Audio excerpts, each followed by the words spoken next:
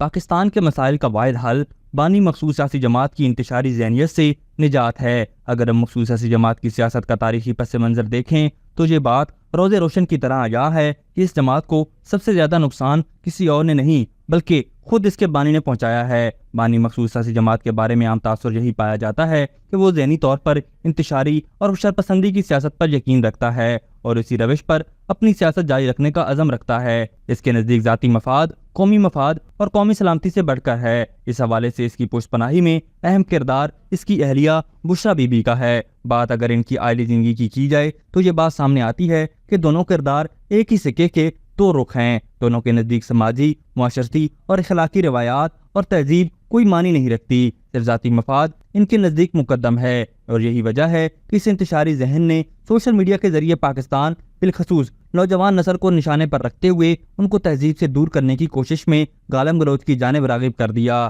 اس فطوری ذہن نے ملک کی اخلاقی قدروں کو بھی ختم کرنے کی کوشش کی۔ بانی مخصوص سیاسی جماعت کی انتشاری سیاست 2014 میں کھل کر سامنے آئی اور اس دوران مخصوص سیاسی جماعت نے دھرنے کی سیاست سے ملک کی ترقی کا راستہ روکا۔ پاکستان ٹیلی ویژن پر حملے کیے، توڑ پھوڑ کی گئی، جبکہ سپریم کورٹ کے تقدس کو پامال کرتے ہوئے اس کی دیواروں پر شلواریں تک ٹانگ دی گئیں، ججز کے راستے روکے گئے، مگر 2022 میں اس جماعت کے پرتشدد رویے میں اضافہ دیکھنے میں آیا ہے۔ آئین اور قانون کے مطابق تحریک عدم اعتماد کے ذریعے اقتدار سے بے دخل ہونے والے بانی مخصوص سیاسی جماعت اقتدار کی ہوس میں اس قدر اندھا ہو چکا ہے کہ اسے ملکی سلامتی اور قومی سلامتی کے اداروں کی وقار کی کوئی پرواہ نہیں۔ اس حوالے سے بانی مخصوص سیاسی جماعت ملکی اور بیرون ملک دشمن قوتوں کا اعلیٰ کار بن چکا ہے۔ اس سلسلے میں اس نے تمام وسائل کا استعمال کر کے ملک کے قومی سلامتی کے اداروں کو نشانے پر رکھ لیا ہے۔ سوائے یہ ثابت کرتے ہیں کہ بانی مخصوص سیاسی جماعت نے مختلف پروپیگنڈا فرمز کی مدد لاکھوں ڈالر دے کر حاصل کی، جس میں وراجمان بھارتی اور صہیونی قوتیں پوری طرح مخصوص سیاسی جماعت کے انتشار پسند بیانیے کو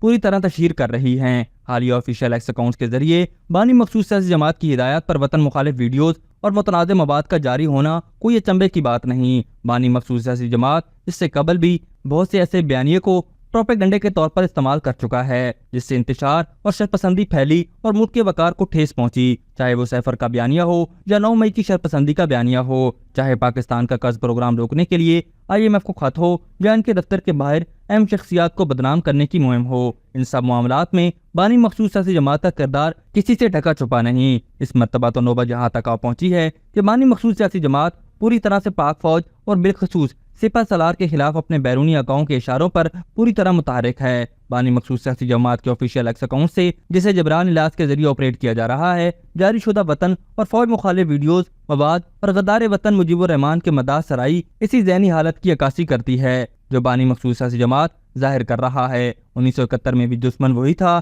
اور آج بھی دشمن وہی ہے، مگر اس وقت مورا غدار وطن مجیب الرحمان تھا اور آج یہ کردار بانی مخصوص سیاسی جماعت ادا کر رہے ہیں۔ دونوں کا مقصد صرف اور صرف اقتدار کا حصول تھا، چاہے اس کے لیے ملک ہی تباہ کیوں نہ ہو۔ اس بات سے صاف ظاہر ہے بانی مخصوص سیاسی جماعت کی اس طرز سیاست سے سب لوگ ہی متنفر دکھائی دیتے ہیں، جس کا واضح ثبوت یہ ہے کہ 9 مئی جیسے شرپسندی جس میں قومی املاک پر حملے کیے گئے اور شہداء کی یادگاروں کی بھرمتی کی گئی، اس وقت بہت سے زیرک سیاستدان نے خود کو اس انتشاری سیاست سے علیحدہ کرنے کا اعلان کیا۔ ان میں اسد عمر، شیریں مزاری، عمران اسماعیل، فردوس عاشق اعوان، فرح حبیب وغیرہ نمایاں ہیں۔ ان سب کا یہی موقف تھا کہ یہ صرف اور صرف بانی مخصوص سیاسی جماعت کا ہی ذہنی فطور تھا، جو اس نے مخصوص انتشاری ٹولے کو استعمال کرتے ہوئے ریاست اور پاک فوج پر حملے کیے۔ آج بھی سوشل میڈیا کی منفی مہم میں صرف بانی مخصوص سیاسی جماعت کی ہدایات کے مطابق عمل ہو رہا ہے، ورنہ گزشتہ بیانات جو اس مخصوص سیاسی جماعت کے رہنماؤں کی جانب سے آئے وہ بھی اس بات کی عکاسی کرتے ہیں کہ وہ خود کو اس ریاست اور فوج مخالف بیانیے سے دور رکھنے کی پوری کوشش کر رہے ہیں۔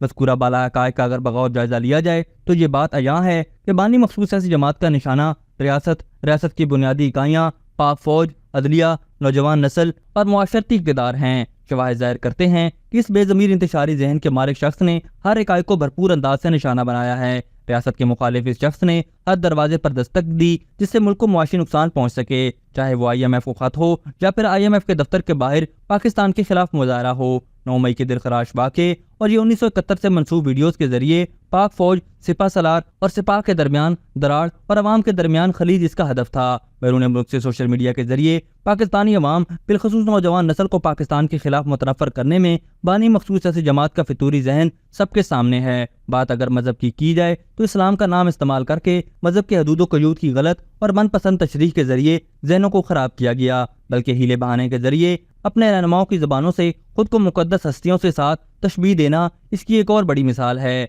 इद्दत के दौरान निकाह, सोशल मीडिया के जरिए अपने मुखालफों पर ज़ाती हमले, मुआशरती इकाई को नुकसान पहुंचाने की कोशिशों का एक वाज़ेह सबूत हैं। इन तमाम हक़ाइक़ की रोशनी में ये साफ ज़ाहिर है कि सियोनी ताकतों के बलबूते पर परवरिश पाने वाला बानी मखसूस ऐसी जमात का जहन, जिसकी तनबीह बहुत अरसे कबल ज़ीरक आलम दीन डॉक्टर इसरार अहमद मरहूम, समाजी कारकुन अब्दुल सत्तार ईदी मरहूम और नामवर साइंसदान एटमी दवाकों के मौजूद डॉक्टर अब्दुल कदीर खान मरहूम बहुत पहले कर चुके हैं। बुनियादी तौर पर लंदन प्लान की पैदावार है, जिसका बुनियादी मकसद शेख मुजीबुर रहमान की रविश पर चलते हुए पाकिस्तान और इसकी इकाइयों को न सिर्फ बुरी तरह नुकसान पहुंचाना है बल्कि तबाह करना है। वक्त आ गया है कि पाकिस्तान के बाशऊर अवाम को इस इंतशारी ज़हन से न सिर्फ खुद को बल्कि पाकिस्तान को भी महफूज रखने की ज़रूरत है। अभी तक के लिए सिर्फ इतना ही। मजीद दिलचस्प और ताज़ा तरीन खबरों से आगाह रहने के लिए हमारे चैनल इस्लामाबाद इंसाइडर को सब्सक्राइब करना मत भूलिए। और अगर हमारी ये वीडियो आपको अच्छी लगी है तो इसे लाइक कर दें और अपनी कीमती राय का इजहार नीचे दिए गए कमेंट सेक्शन में ज़रूर करें।